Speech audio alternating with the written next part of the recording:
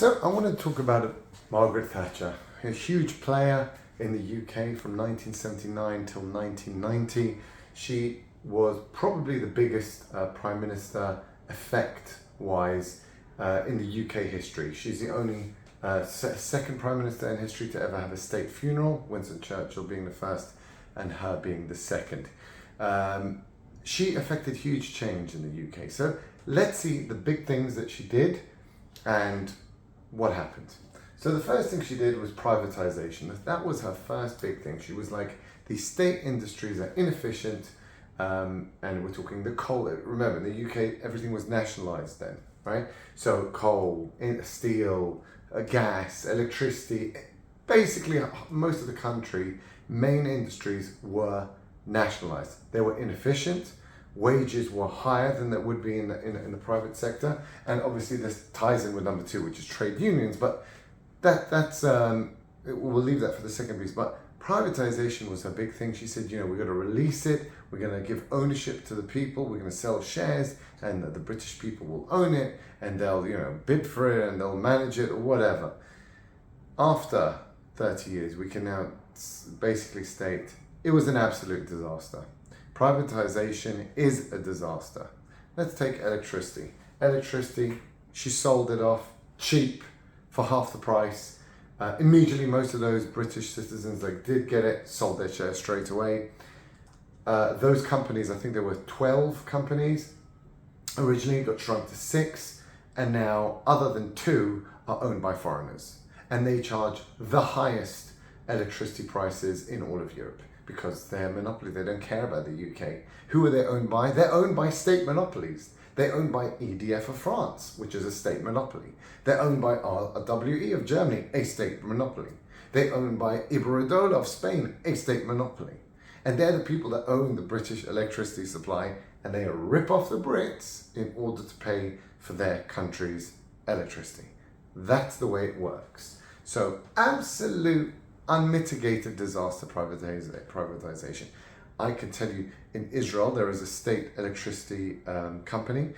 It has the highest wages of all, the average wages, it is the highest in all of Israel. Imagine, more than Intel, more than Mobileye, the highest average wages are for the electricity company. Why? Because it's a state monopoly with powerful trade unions, but it still provides much cheaper electricity than the UK. And that is the point. When you are a state monopoly, yes, you're going to pay ridiculous salaries, but the fact is, you have no incentive to increase profits, to suck those profits out. Let's give an example. The water companies in the UK, Thames Water, the biggest water company in the UK, recently basically went bankrupt. What happened? A leech firm bought it, loaded it with debt, sucked out all the profits, pocketed all the money, and then left it. No investment, no nothing. The trains in the UK, it's insane. The trains, they privatize the trains. So the trains, obviously, how can you privatize? There's only one line going to each place. But anyway, they privatize the trains, and they wanted to make them, invest more and be more on time. And let's take state nationalized countries. France, perfectly, one of the fastest train systems, perfectly on time and cheap. Switzerland, perfectly on time and cheap. Germany, perfectly on time and cheap. UK, never on time, absolute fortune, more than flying in most cases. And old rolling stock, and just a disaster. Why? Because those people, they bought it. And by the way, hugely subsidized, more than what British Rail used to get now. They get more in government subsidies now than they got then. This is how insane it is, right? So, and they're all owned by foreigners again, all foreign companies. So the UK taxpayer is essentially paying foreigners to run an inefficient train system. Just nationalize it. Enough. Absolute disaster privatization. Now, there were some successes. British Telecom definitely needed to be done. British Airways. Those kind of companies that can operate in a free market. BP, we'll give it to you. But those that could not, as electricity, steel, coal, water, trains, these ones, post office, stupid.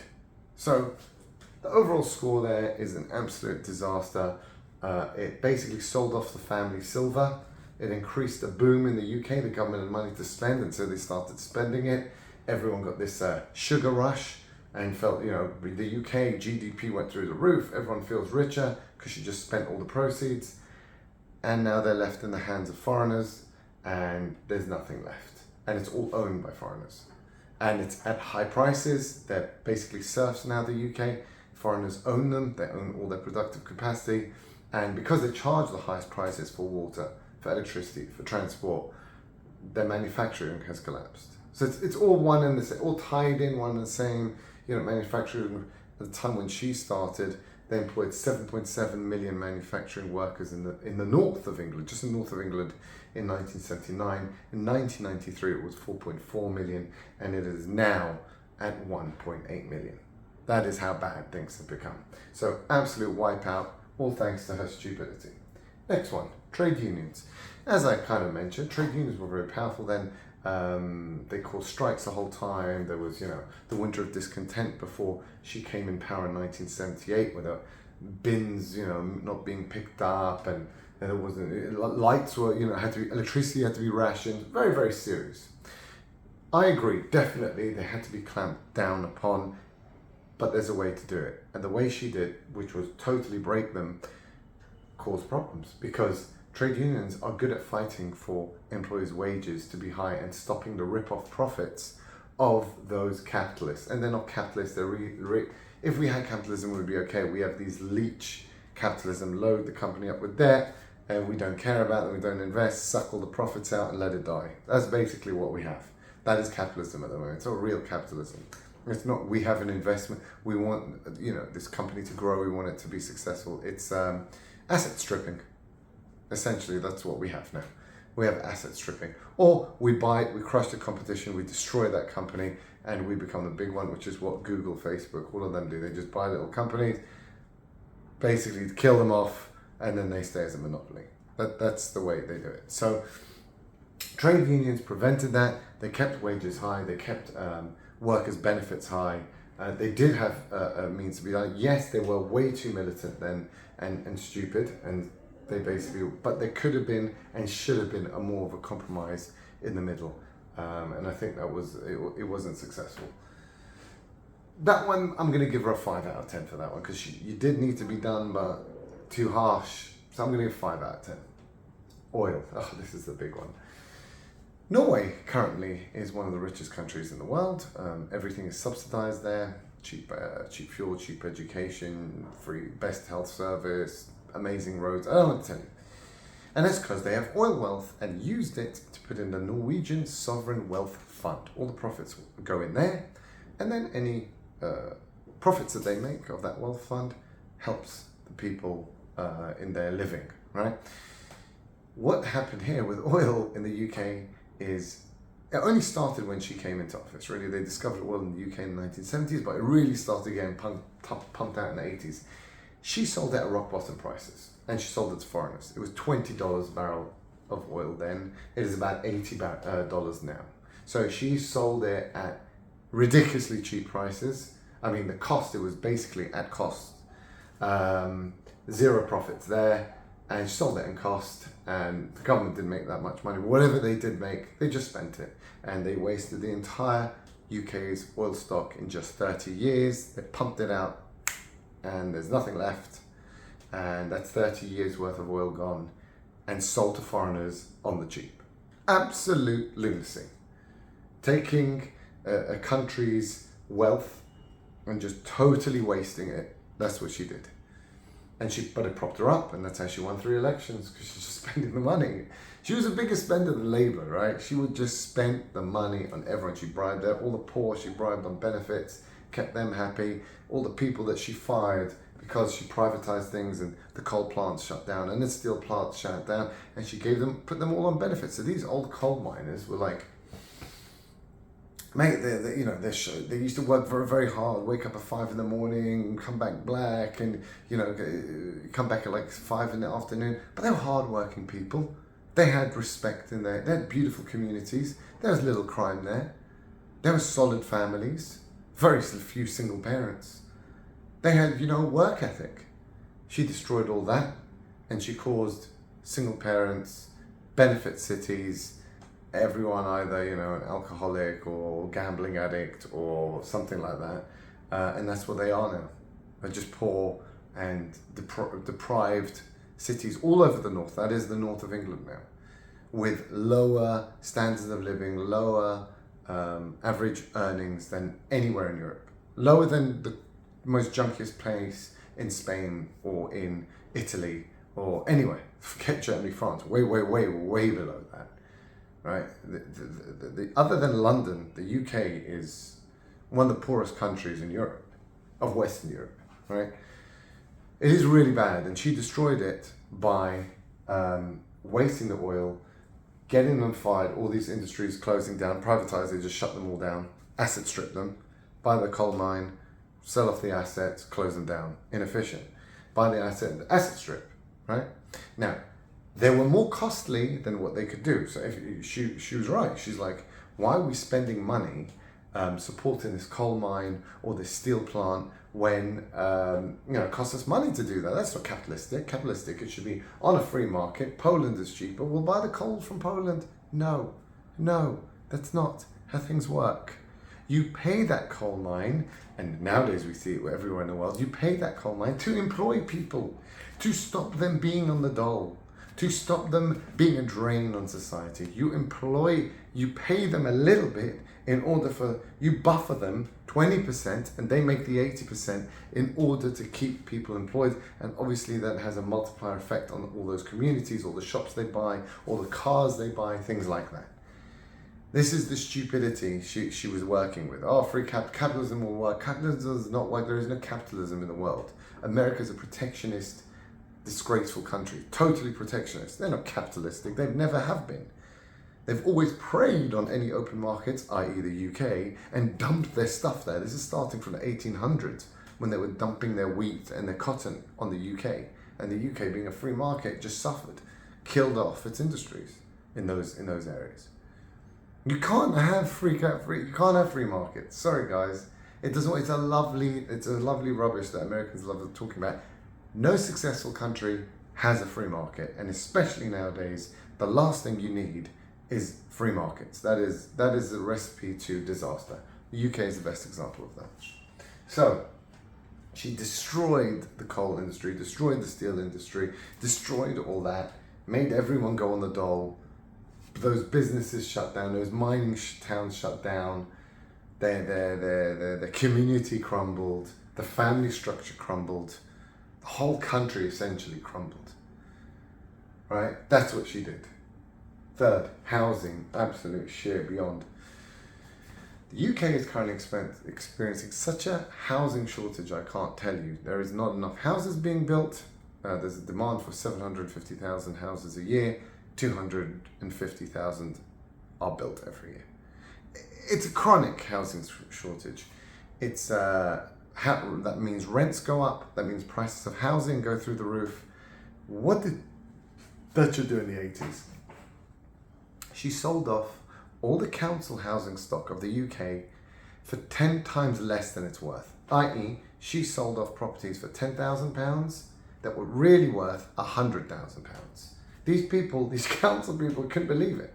They bought their house for 10,000 and within one day they sold it for 100,000. And now they're probably worth 6, 7, 800,000, right? That is what she did. She sold off taxpayer assets, essentially, for a tenth of the price, which is lunacy. Because she wanted people to be a house. But she could do that because she had the oil, right? She could do that. She had the oil. The oil always buffered everything. It always balanced the books for her. You just use that oil to balance the books. So it's absolutely absurd what she did. She got rid of all these council housing. Now there's a lack of council housing. So what does the government do? The government pays huge mega landlords, right? Like the Norwegian Sovereign Wealth Fund, who uses that oil to buy up all of London. The taxpayer now pays all these people high prices, £250 a week, in order just to rent those properties. Yet there is such a chronic housing shortage no one can buy. The government always gets first dibs because they're buying thousands and thousands, or renting thousands and thousands of properties. And so therefore they crowd out the market. The renters have to queue for hours just for a dump because there is nowhere on the private market. It's all brought up by the government because they have huge immigration at the moment. Well, yeah, huge immigration and basically huge immigration. And so there's a housing crisis even now, and she sold off the council stock. Even if we still had it, would have been used up 100%. But I'm saying you had something, you sold it off. It's mind-boggling. But that's what she did. Crazy nutcase, worst policy, I think. Billions and billions and billions and billions worth of property sold on the cheap for no reason. Crazy. Big Bang, oh my God. So this was the stock market Big Bang, 1987. Before that, we had a very passive financial services sector. And that's because they had to use another stockbroker. They couldn't do share buybacks. That's the big one, right? Share buybacks, again, a fraud of absolutely insane capacity where a company can buy back its own shares, inflate its value, could even borrow money to inflate the value of your share, which is illegal in any other, even in accounting world. You can't do it for an inventory. I can't buy inventory, inflate the value of my company, say, look how much inventory I have, so therefore my company's worth so much money, right? You can't do that accounting wise, but share wise, you can buy your own shares, inflate the value, even though you're losing money. And therefore, shareholders will obviously want to buy your stock, and you reward those people that buy that stock. And you can tell them even beforehand, insider trading, you're going to do the share buy. Absolutely absurd. Share buyback. Just that alone is insane. But then the financialization of everything caused talented Brits to stop going and working for something productive. Right? I'm going to invent something. I'm going to create a company that makes an innovative type of widget, or I'm going to make a computer company in the 80s. Why do that? Go straight into the financial services sector, and I flip things in 5 seconds. And that's what you have in the UK now. That anyone with any brain is not going to actually open a business, and that's suicide. You got 55 high tax. You could get killed. I mean, you could go out of business. It's a lot of stress. Financial services sector, mate. You just make a ton of money buying and flipping fake things that are fake, using insider schemes to value, use leverage, and if anything goes wrong, the government bails you out anyway. So there's no loss. It's a win-win scenario. And that's why all the talent goes there, and that's why there's no productivity in the UK. There's been no major new company created in the UK in 100 years. There's nothing. The stock market in the UK hasn't moved since 2000. It's at the same point it was 24 years ago. A quarter of a century of nothing. That is the UK. All because of this. Big Bang. Crazy. And finally, statistics. Oh, this was the best one. She had a big problem. She had huge unemployment in the beginning of the 80s. Huge inflation. How do you get that down? Very easy. Fiddle to statistics. She created different forms of unemployment. Before then, there was just job seeker allowance. You're fired, you have to go and seek a job, and that's unemployment statistic. She changed that to the LSO, I think, the labour statistics one, which is, are you out of work? Yeah, I'm out of work. Are you looking for work in the last 6 months? Oh, you've been out of work for a year? You're not counted as unemployed. You're not counted as unemployed. So, unemployment goes down, right? Obviously they're not really, but yeah, it shows that they're going down. Second thing you do is with the inflation statistic, you fudge that. She moved it from real RPI-H, which included housing and rent, and she chucked out all those things that were booming, and she fiddled away, and you can see our videos of how they did that, substitution, things like that, and they fiddled the inflation stats, so it shows inflation going down. People are on inflation-linked wages. The main problem there was wage price spiral. As the prices go up, the wages have to go up because it's linked, which causes inflation to go up, so the wages go up. So what you do is you just fake the inflation to make it go down. Well, then wages have to go down. Well, then the next year, obviously inflation has gone down in reality. So then wages go down and blah, blah, blah, blah. And that's how she did it. So through robbery, that's essentially robbery, and lying and reducing people's standards of living because obviously their wages haven't caught up with the real inflation. She did that. So if I'm going through her scorecard of what she did, I can only conclude unmitigated disaster. Was she worse than Blair? I think she's worse than Blair. I mean, Blair's big thing was immigration and fiddling with the way democracy works. There's no democracy in the UK anymore. It's up there with bad, but this is just it's a tough one. I think she's worse than Blair. She's up there with the worst. Destruction of the entire community, destruction of the entire country, forcing everyone on benefits, the entire north, everyone. No industry, wasting the oil, selling council housing for pennies, fiddling stats, financialization of everything. I mean, yeah, she's basically the worst. She totally transformed the UK from a hard-working place to a lazy, bought by foreigners. She sold off all the family silver, used all that money to get re-elected, wasted it all, and now the UK is in the hands of foreigners who extract excessive rents from them in the forms of higher electricity, water, rent, all owned by foreigners. And that's it. So the UK is just sucked slowly dry, so it becomes poorer and poorer every year. That's what she did. Sorry.